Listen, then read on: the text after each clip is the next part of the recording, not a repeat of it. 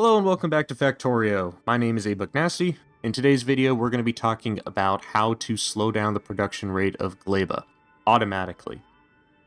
I'm taking a quick side tangent. This is going to be a relatively short video. The goal of this is to talk about something that I'm taking a small break from editing. I'm currently editing the Purple Science competition, and I'm finally done with it. I've actually, if you want to go and get a sneak peek, that's already posted on my GitHub page, and you can see all the wonderful breakdown and all my thoughts and conclusions there. I posted about it in my Discord, but just in case you're watching here on YouTube, that is available, and you can see the results finally after 4 months of production science. So what are we doing today? We're not talking about production science, we're talking about Gleba, so I'm taking a little bit of a break. So the idea here, and the thing that I'm currently messing with, is I'm trying to be able to create a mechanism so I can throttle Gleba's production. So this has been some trial and error. I've had a lot of things blow up on Gleba because of this, and unfortunately I didn't record the footage of that. But I'll post a little screenshot so you can see just some of the destruction here, and I'll put that in editing. So what we're going to do is we're going to go to Gleba, and I'm going to show the new system that I've created.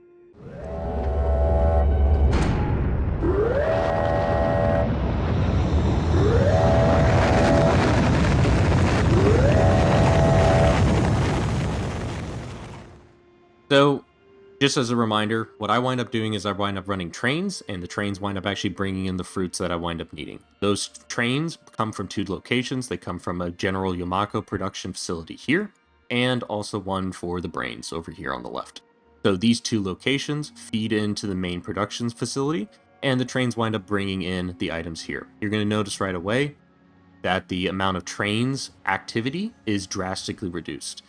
If you watched my Gleba overview video, you would have noticed that I have constantly at least 1 or 2 trains directly sitting in here when we're running at full speed. This has been now reduced so that we very occasionally and just in time bring just enough to keep the system alive and keep science production running, and also the export of the wonderful, what's it called here? The bioflux to continue to keep Novice alive as well. But otherwise, you're going to see that there's a very, very small amount of train activity. So how do we accomplish that? So this is the contraption that I've been kind of experimenting with for the last few hours. What is this? So if you watch my lab overhaul video, you would have seen that in the labs I created a clocking mechanism that can detect which sciences we're currently running. You're going to notice we're running worker robot speed, so you're seeing that these are the sciences that we're currently running. The cool part is, although yes, we can't run biolabs directly here on Gleba, we can put a normal lab. So this lab here is a normal quality lab, and this consumes 147 packs per hour, or once every 72,000 over 49 ticks. So what I wind up going and creating here is a mechanism here that is, I've just adapted the clocking that I have here for all the labs, and also the same display panel, and I've adapted that for a much slower rate of this particular lab. So what we do is I import all the sciences we can't produce here on Gleba, and all the novice sciences we can produce here on Gleba, so I wind up doing that through recipe switching.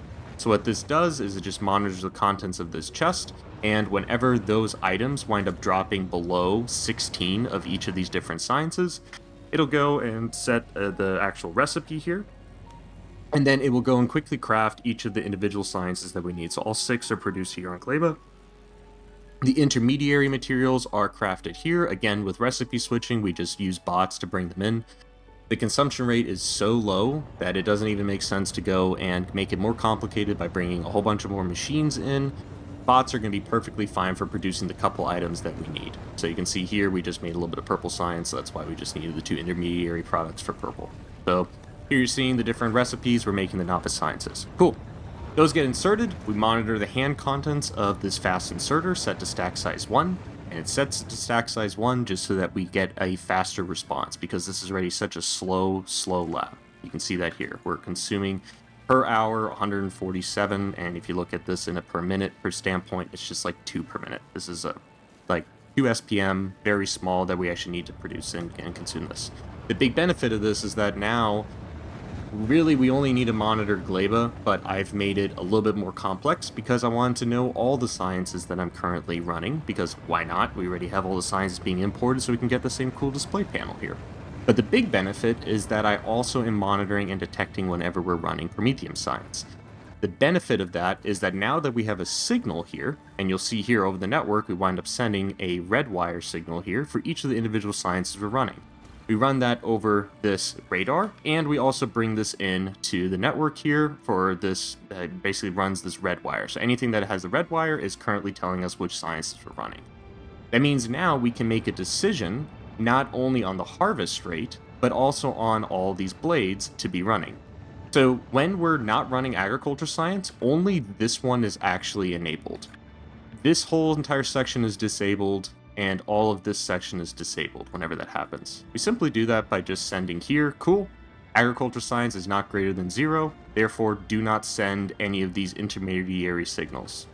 So what that means is don't go and insert more pentapod eggs into this, into the biochamber, and also take the buffer chests that are here and dump them all whenever this is equal to 0, dump them all onto this belt so that they can be exhausted down here at the end of the line. So that's currently, and I'm realizing that I've accidentally flipped that around. All right, that's fixed, good. I'm experimenting with a lot of things here. So the whole concept then is also the inserters that would insert science into the rocket silos are also all disabled. So now all the actual ships that wind up going and coming back and forth between Novice, they wind up very, very slowly going and filling up their actual inventories. So that's not great for space platform update time. That's the one downside to this. It's because they're constantly requesting something from Gleba, and I have 4 ships in order to actually deliver it because I do want to run Gleba at full speed, so 60-second research. But the big benefit of that is that now Gleba itself can be more or less dormant, with just the export of bioflux that's going to be needed occasionally here at the end of the line. So let me fix all these little things here, and fix the same thing there. Okay, good. So now that we have this signal, what do we do with this? We talked about it, we turn these 3 things down, we turn these other 2 off, and we just have one that's constantly producing.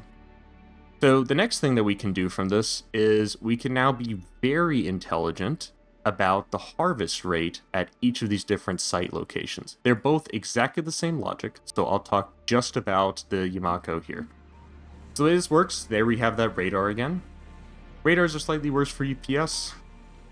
What you could do is you could run a whole bunch of power poles and bring that signal over. I'm lazy, I've been only working on this for a couple hours. I'm not going to do that. I'm going to run a radar. Flap it down, and now you have a connection. Now we can monitor which sciences we're running, and what we can do is now we can set specific conditions. So what I want is I monitor here on this belt. Here's all of, I want to monitor how much do I currently have on the belt of Yamako, and I also want to monitor the contents of this logistics network, and I want to combine both those signals. That will tell me how much Yamako is currently in this network. So when I'm not using agriculture science, I can just occasionally pulse a little bit of Yamako. So what I actually do is I turn on just this bank. In one pulse, this will produce 6,000 Yamako in an instant. So all I'm doing here is I just go and I detect, okay, whenever we drop below 1.5k, let's go bring some more into the network here. So you can see here, right now we're monitoring the contents of the belts, and we've got 3,000, 2,000 coming down, 1.5k, boom, we spike up, and we get an additional 6,000 that come in. So that happens because we also turn off this entire other bank here if we don't need it. So we can do that simply by just detecting, hey, is agriculture science greater than 0? And we'll look at that over here. I'm just filtering it so I don't get all the signals. This winds up going and saying, hey, cool, agriculture science is not greater than 0. Then, in this case, do not send the check mark that this would normally send to go and say, hey, turn on all of the inserters here to go and grab a couple more Yamako. That's what that check mark does. That check mark comes across here, comes up across these wires, and connects to all of those inserters and pulses it for a second here, just like you see here. So this pulses, brings all the Yamako in, fantastic. So when we now step this up, and let's say we're running Prometheum science, then we wind up we want 24,000 into the network. And then if we're running full speed, no Prometheum science and agriculture, well then we're going to want 48,000 in the network. So we can just set dynamically the demand of how much we want to keep at any point in time. And then we can also turn on and off each of these individual locomotive, like basically locomotive signals saying like, hey, how much do we currently have in a buffer, so that we can turn on these other banks of the individual train stations where they can wind up coming in. So here we only have one enabled, which is constantly enabled to continue to bring some more Yamako out, but it's very, very slow, the harvest rate. And you can see that here, I was just running Prometheum Science a little bit ago, and you can see here that I was running at 30,000 Jelly Nut and 49,000, and the moment that I switched off Prometheum Science research, we immediately dropped down to 8.5k per minute. That's huge because before, this is what I was running. This was a constant production rate because I had no mechanism to say I don't need agriculture science anymore. And so you can see that then here too, is that there's this huge spike of like we were constantly making 70,000 a minute and destroying it back on Novice. So now what we're doing is we're actually able to completely drain Novice of agriculture science and stop cycling on the other end as well. So let's go look at that. So you can notice here on the belts that there is no agriculture science whatsoever on these belts. So these are normally filled with agriculture science. So what I wind up doing here is I just go again, because we have that red wire, which is the same kind of concept, telling us which sciences we're running. If we're not running agriculture science packs, then we don't add an additional 240,000 that we wind up requesting. So all I do now is I'm saying, hey, I want 5,000 agriculture science packs in this network at any point in time. As you can see here that we're going to request just barely any of the actual agriculture science packs. So we're going to ask for like 5,000, just keep them in the network. And those are because I wind up requesting them via bots. So this is the main one that I care about. This just tells me, hey, I'm running agriculture science.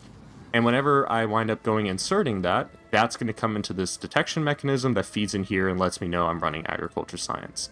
So if I am running ag, so we'll go ahead and switch to something that actually requires it. Let's just go ahead and run refined flammables, because why not?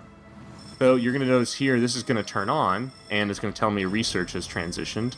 We're now going to have detected that we're running agriculture science, and then that's going to immediately go and ask, hey, I need a lot more ag in here. Cool. This is going to have a delay. So that's the downside of this design. But what you're going to notice here is we already know that we're running agriculture science. Boom, turns on.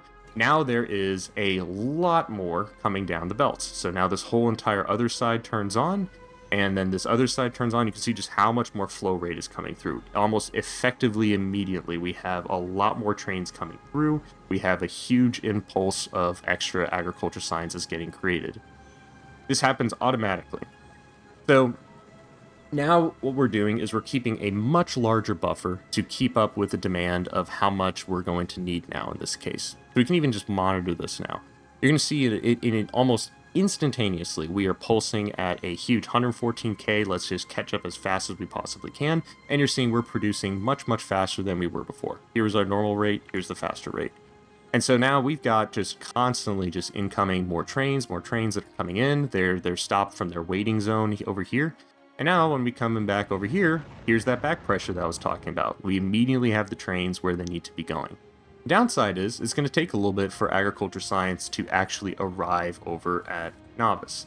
Now I've accounted for that because the clocking mechanism that I have over on Novice that goes and has the clocking mechanism that I have can handle the loss of back pressure. So that's a really clear, critical thing. If you can't handle losing agriculture for a while on your clocking mechanism, then you're going to have a lot of problems, right? Because then you'd have to kill the clocks, restart them.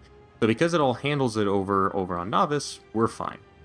So what this is now doing is you're seeing all of these banks have turned on. Every single one of these are all crafting at max rate. And so now when we're looking at this and we look at just the agriculture science, we've gone from here where we were doing nothing, and after about 5 minutes or so, we're now almost at full production rate. Now it's going to still, again, take a little bit for these individual sciences to run back and forth, continue to bring, these ships, not sciences, continue to come back and bring everything in. And then when we look over here, cool. Now we're starting to get a lot more agriculture science kind of just flowing through. Everything is enabled, all the inserters are going. We're now requesting the full 245k that we want here on Novice. And we're slowly coming up to the 5 million mark that I want to be at. So this takes a little bit, right, to kind of get up to speed. So in practice here, and I'm running the game at a faster rate, right? In practice, the idea is, yes, you're suffering from the fact that you don't get to go and run you don't get an instantaneous that you have agriculture science running.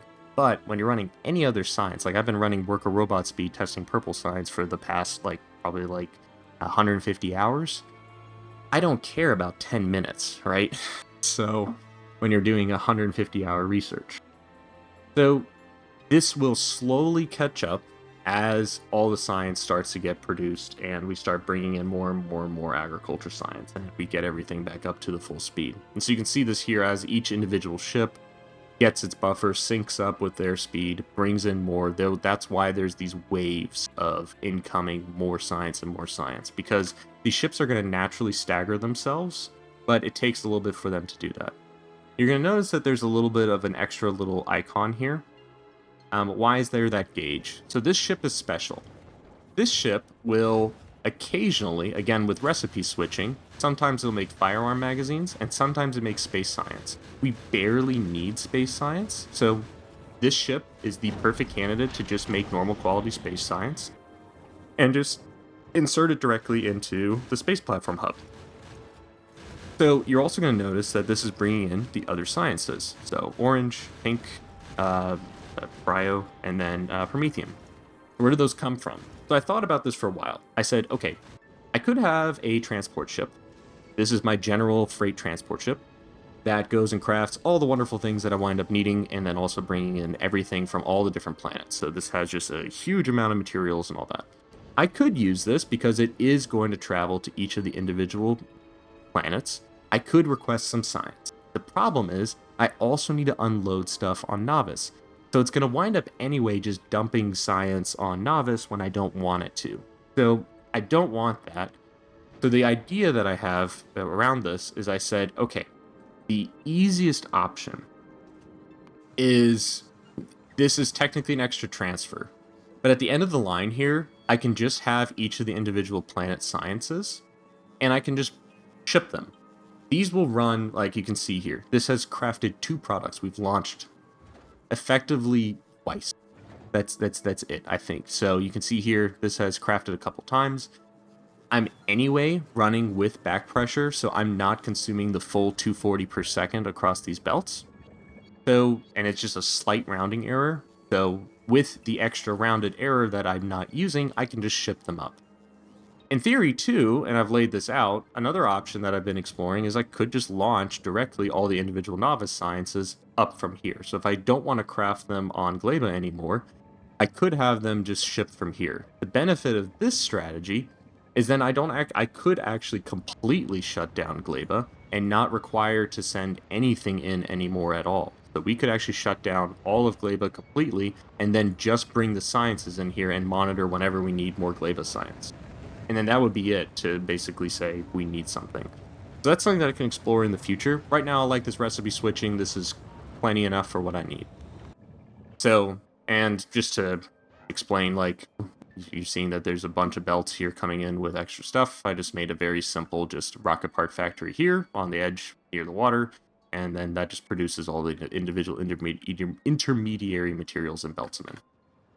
So now that we're running refined flammables, you're going to see that, okay, we're getting up to the point where we're almost completely at 5 million. I'm not going to make you sit here and watch the whole thing, but the main point of what I want to do is I want to show that, okay, whenever we're like, hey, we're done, we no longer need refined flammables, immediately on Novice, you're hearing this alert that's coming off. That means that we no longer require Gleba science.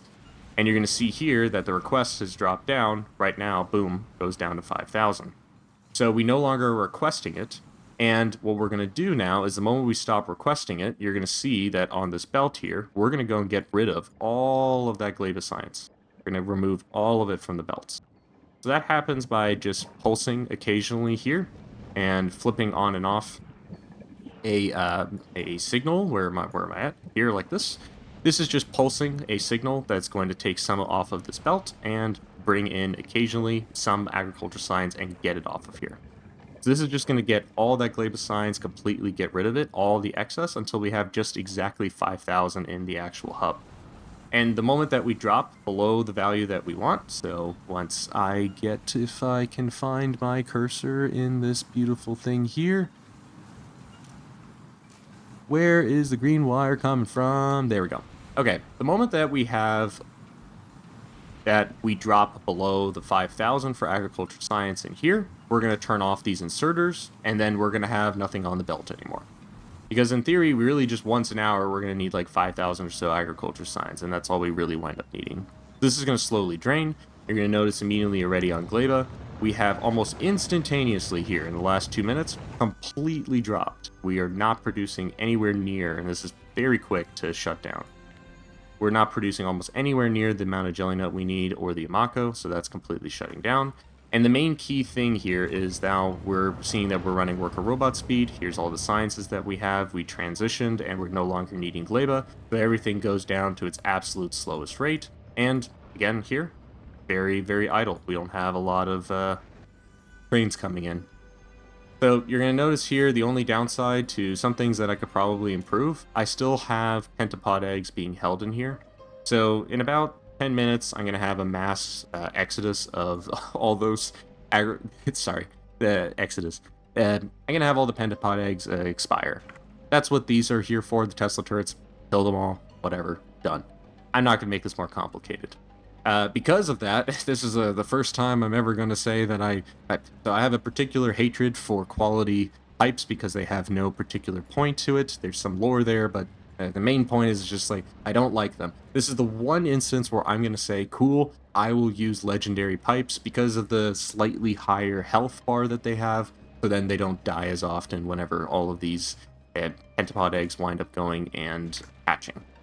I don't care about that. I'll just let them just get destroyed.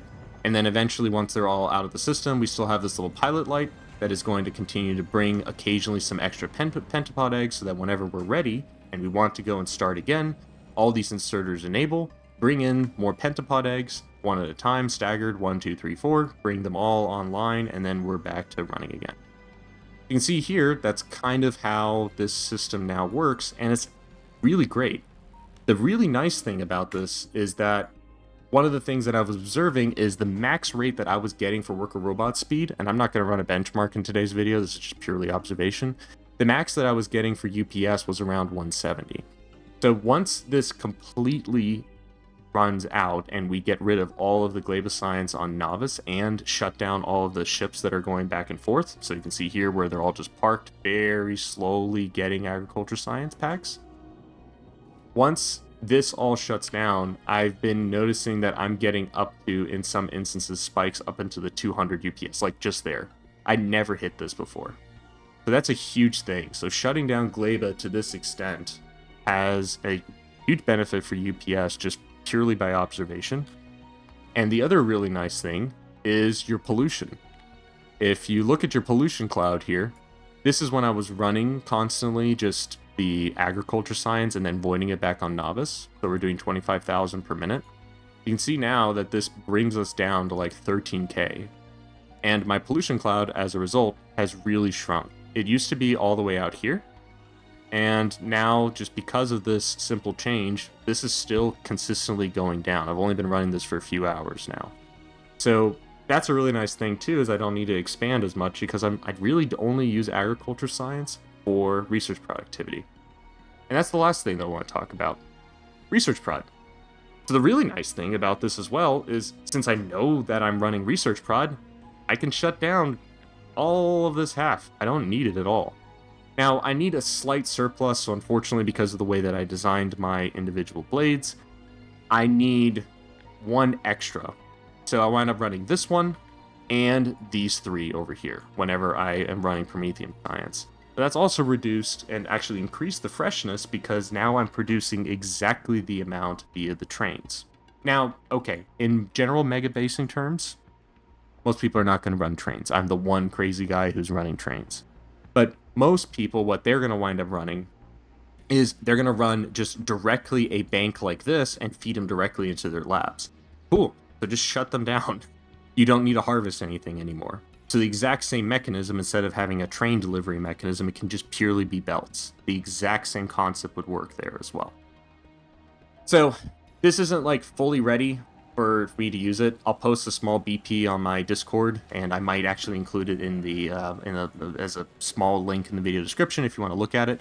But just in general, this concept seems to be really, really good for improving Gleba and effectively reducing the amount that you're creating, because it's really quick to respond, as you can see here.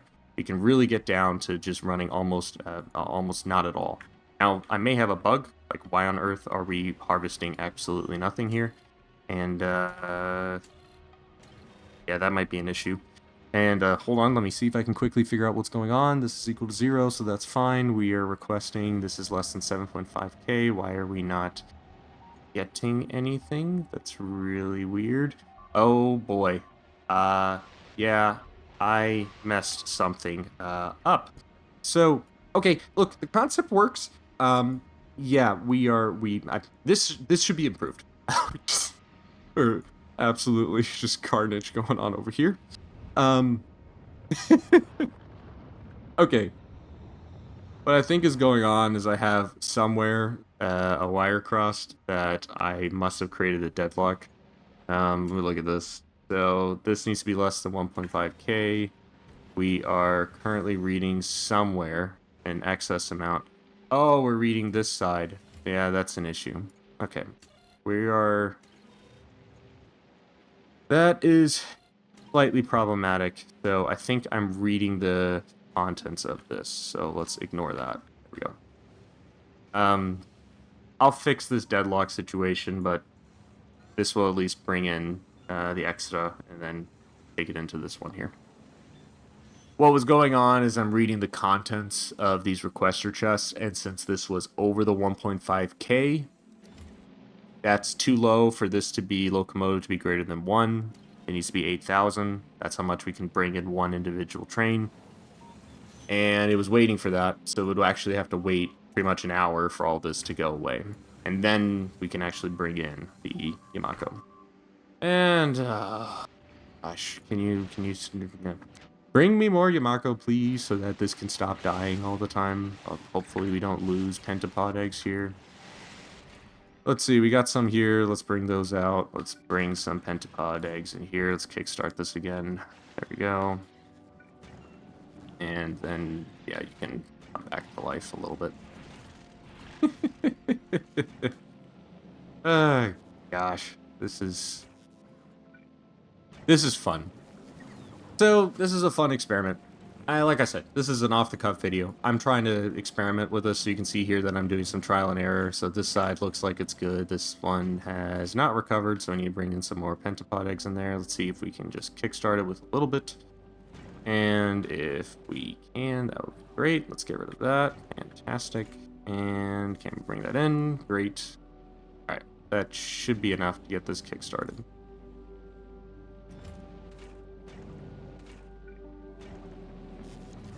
All right, there we go. Back to life. Oh, boy. The joys of trying things out on Gleba. There's always something that's going to go wrong. Anyway, that's the whole point of the video today. Thank you for watching the last little bit of troubleshooting. So, whole point is, this is a general concept. There's some refinements that can be made here, but the whole core concept of being able to get down to, like, throttling things by just reading the contents of a lab, I think is going to be really beneficial for us to be able to control Gleba. And there's so many more concepts that you can do after you have a mechanism like this to go and shut down more things on Gleba if you want to. So, anyway, that's all that I've got for today. If you like this kind of stuff, consider subscribing. If not, that's also cool. Do what you want. Anyway, my name is Nasty. Have a fantastic day.